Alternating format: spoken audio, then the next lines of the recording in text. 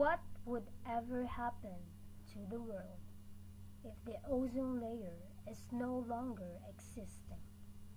This is a report of what could be the fate of planet Earth at some point in the future. Ozone is a naturally occurring gas found in the atmosphere where it absorbs most of the sun's ultraviolet light and visible rays, which are harmful to both plant and animal life. Ozone layer ay isang parang payong na siyang pumuprotekta sa atin para tayo ay maligtas sa mga harmful ultraviolet rays of the sun.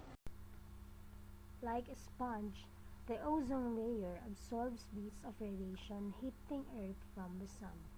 Even though we need some of the sun's radiation to live, too much of it can damage living things. Ito ay na-form sa pamamagitan ng tatlong oxygen atom. With the energy from the sun, pag na-strike yung 3 oxygen atom, nag-separate sila, at pag may mga pollutants from the atmosphere natin, katulad ng made of chlorofluorocarbons, pag na-strike yun from the ultraviolet rays of the sun, nagkakaroon ng destruction and splitting of both the atom molecules and the oxygen atoms and the chlorofluorocarbon atoms. So pag nagsama yon, yung chlorofluorocarbon with any of the oxygen atom, there will be a depletion of the ozone layer. Chlorofluorocarbons have been identified as the main cause of destruction to the ozone layer, but there are also compounds containing bromine, other halogen compounds, and also nitrogen oxides which cause damage. CFCs are very stable.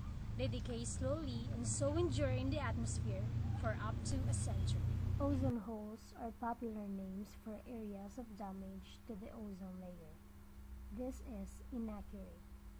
Ozone layer damage is more likely a really thin patch than a hole.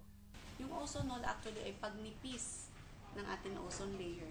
Pag numinipis yung ozone layer natin, na-i-strike na pumapasok the dangerous and harmful ultraviolet rays of the sun. So, ano naman ang magiging effect doon pag tayo ay tinamaan ng pagka numipis ang ating ozone layer? Humihina ang immune system ng isang tao. At pagdating, actually hindi lang tao, all living things, plant and animals. So there will be humihina yung immune system ng tao, tapos na-arrest yung growth o hindi na nagiging maganda yung growth ng plants and animals. And of course, naapektuhan yung ating phytoplanktons in the ocean kasi tinatamaan din sila ng harmful ultraviolet rays of the sun. So pag nag-decrease ang ating phytoplankton production, siyempre, kukunti ang kakainin ng fishes. So pag walang kakainin ng fishes natin, hindi sila ladami, hindi lalaki. So pag walang fishes, maapektuhan din yung tao and animals kasi ang fish ay source of food din natin. Antarctica is the coldest place on Earth, at times colder than Mars. During the winter time, the sun doesn't rise over the continent. Temperatures can drop below -78 degrees centigrade for up to 6 months. This extreme cold is responsible for the formation of special ice clouds known as polar stratospheric clouds, on the surface of which chlorine gas is created. Though chlorine is stable and does not react with ozone, it is easily broken down by UV light into chlorine radicals which break down ozone. According to statement released by the National Aeronautics and Space Administration, the hole in the ozone layer reached the size of the North America, although it is believed to be healing after treaties to reduce the damage.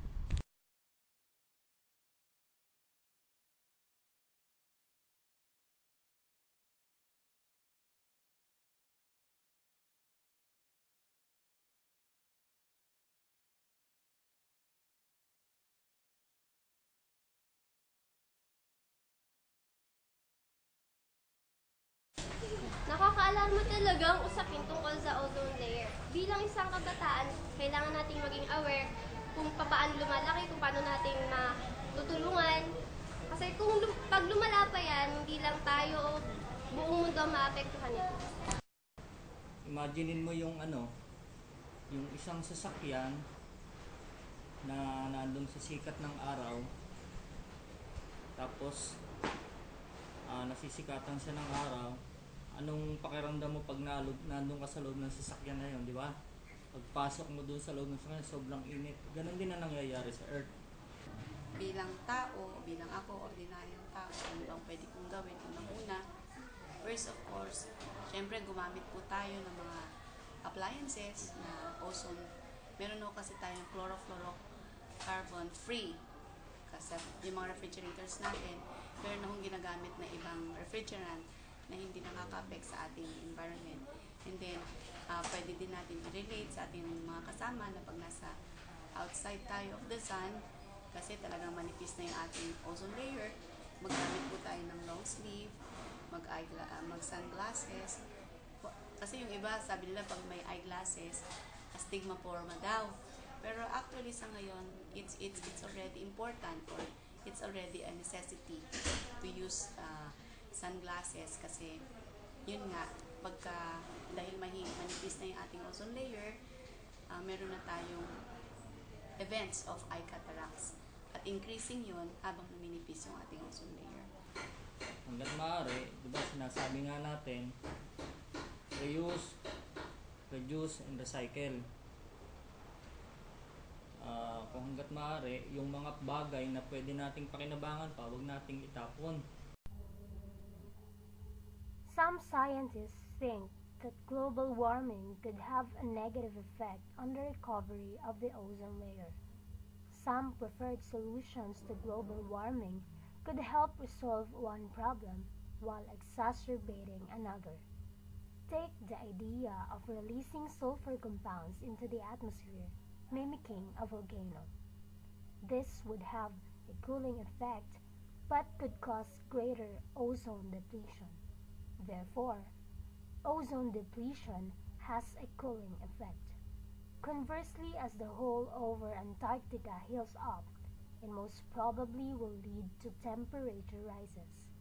But then, we need the ozone layer to survive, because there is only one Earth.